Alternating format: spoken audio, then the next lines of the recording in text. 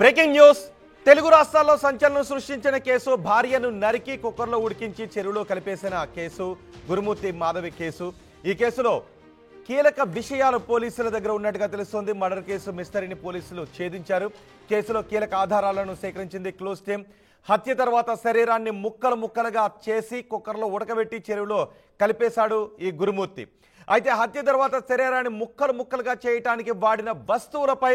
రక్తపు మరకలను గుర్తించినట్టుగా తెలుస్తోంది ఫోరెన్సిక్ నిపుణులు రక్తపు మరకలను గుర్తించినట్టుగా తెలుస్తోంది హత్యకు ముందు మాధవిని విచక్షణారహితంగా కొట్టాడు గురుమూర్తి దాడిలో అక్కడికక్కడే చనిపోయింది మాధవి మృతిపై తల్లిదండ్రులు ఏమంటారోననే అనుమానంతో శరీరాన్ని మాయం చేసేస్తే ఎవరికి దొరకకుండా ఉంటాము అనే అతి తెలివితో ఈ క్రూరంగా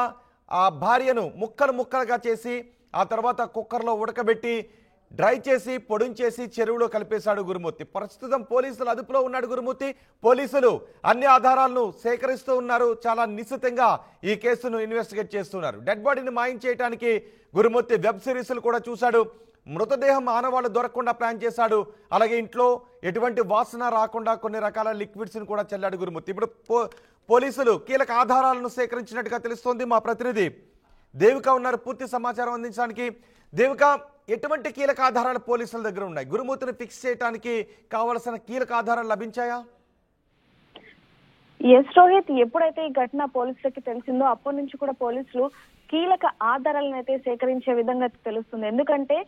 గురుమూర్తి చెప్పిన విధంగా ఏదైతే తన భార్యను అతి దారుణంగా చంపేసి ముక్కలుగా నరికి ఉడకపెట్టిన సందర్భం అనేది మనం చూడొచ్చు అయితే దీనికి సంబంధించి కూడా పోలీసు అక్కడికి వెళ్ళి ఆ ఇంట్లో మొత్తం కూడా తనిఖీ చేయగా ఇన్వెస్టిగేషన్ లో భాగంగా అసలు ఎటువంటి క్లూస్ కూడా దొరకని పరిస్థితి అని చెప్పొచ్చు ఇదే కోణంలో గురుమూర్తి కూడా పోలీసులకి సవాల్ విసిరిన పరిస్థితిని కూడా పోలీసులు ఎదుర్కొన్నారని చెప్పొచ్చు అయితే మళ్ళీ ఇంకొకసారి అంటే దాదాపు 2-3 సార్లు అతని స్టేట్మెంట్ ని అలాగే పిల్లల స్టేట్మెంట్ ని తల్లిదండ్రుల స్టేట్మెంట్ వీళ్ళందరినీ కూడా తీసుకున్న తర్వాత గురుమూర్తి 2-3 వర్షన్స్ చెప్పడం జరిగింది ఒకసారి నేను చంపాను ముక్కలు ముక్కలుగా నరికేసి డ్రైనేజ్ లో పడేశానంటూ ఒకసారి రెండోసారి ముక్కలుగా నరికేసి ఉడకపెట్టి హీటర్ లో ఉడకపెట్టి మళ్ళీ వాటిని దంచి పొడి చేసి నేను చెరువులో పడేశానని మరోసారి ఇంకొకసారి కేవలం కాల్ చేశాను అంటే స్టవ్ మీద పెట్టి కాల్ చేశాను ఆ మాంసం ముద్దని అని ఇలా 3 వర్షం చెప్పిన కోణంలో మళ్ళీ పోలీసులు ఘటన స్థలానికి వెళ్లి మళ్ళీ గురుమూర్తి ఎలా చేశాడు ఏంటి అనే కోణంలో కూడా పోలీసులు ఆరా తీయగా కూడా ఎటువంటి క్లూస్ దొరకని పరిస్థితి అని చెప్పొచ్చు మరి ఇప్పుడు మాత్రం తాజాగా పోలీసులకు కొన్ని ఆధారాలు అయితే దొరికినట్టుగా తెలుస్తుంది గురుమూర్తి ఇంట్లో ఏవైతే బకెట్ చాకు అలాగే ఒక కడాయి ఏదైతే స్టవ్ ఇలా ఏవైతే ఉన్నాయో వాటి మీద అంటే బ్లూ రేస్ ద్వారా వాటి మీద రక్తపు మార్కలు అలాగే ఫింగర్ ప్రింట్స్ ఉన్నట్టుగా కూడా పోలీసులకి ఆధారాలు రావడం జరిగింది హీటర్ మీద కూడా తన ఫింగర్ ప్రింట్స్ ఉన్నట్టుగా కూడా పోలీసులు చెప్పడం జరుగుతుంది ఏదైనప్పటికీ బ్లూ రేస్ టెక్నాలజీ ద్వారానే అంటే గతంలో కూడా చూసుకోవచ్చు 2018లో ఒక పూజారి ఒక చిన్న బాలికను బలిస్తున్న సందర్భంలో కూడా ఆ కేసులో కూడా బ్లూ రేస్ ద్వారానే ఆ పూజారిని పట్టించిన సందర్భాన్ని కూడా మనం చూసాం ఇప్పుడు కూడా ఇదే టెక్నాలజీని వాడి ఈ కేసుని ఛేదించడంలో పోలీసులు ముందుకు వెళ్తున్నట్టుగా అయితే తెలుస్తుంది రోహిత్ రైట్ అంటే ఫోరెన్సిక్ రిపోర్ట్ ఇంకా ఎన్ని రోజుల్లో వచ్చే అవకాశం ఉంటుంది ఫోరెన్సిక్ రిపోర్ట్ ఇక్కడ కీలకం అని అంటూ ఉన్నారు ఫోరెన్సిక్ రిపోర్ట్ ఆల్రెడీ పోలీసులకు అందిందా ఎస్ రోహిత్ దీన్ని బట్టి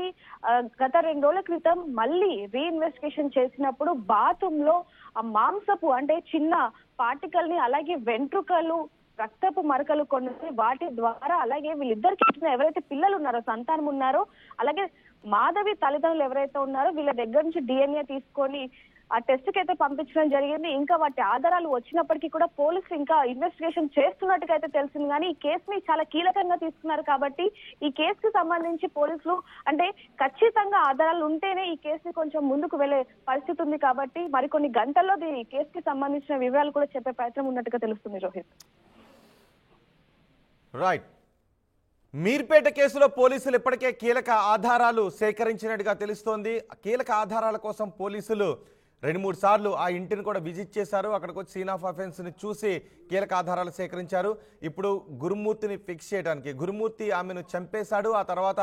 ఆమెను ముక్కలుగా నరికి ఉడకబెట్టి చెరువులో పడేశాడు అని అనటానికి కీలకమైన ఆధారాలు సేకరించారు. ముఖ్యంగా పోలీసుల ముందున్న సవాల్ అసలు ఆమె చనిపోయింది అని నిరూపించగలగాలి పోలీసులు. ఇప్పుడు అదే పనిలో ఉన్నారు. గురుమూర్తి చెబుతున్న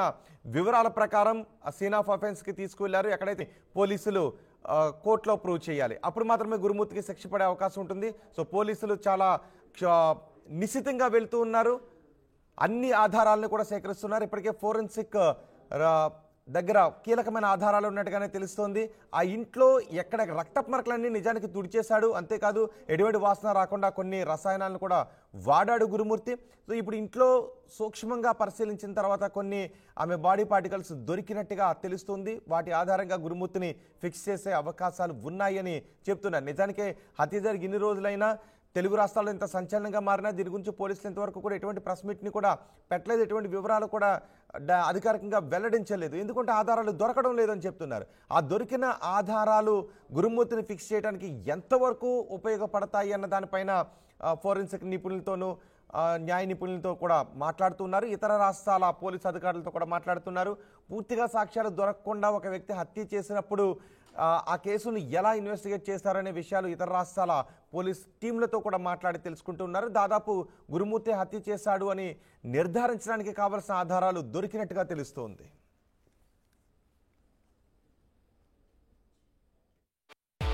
At KLH, you have the freedom to choose the subjects that fuel the engineer in you. KLH deemed to be university.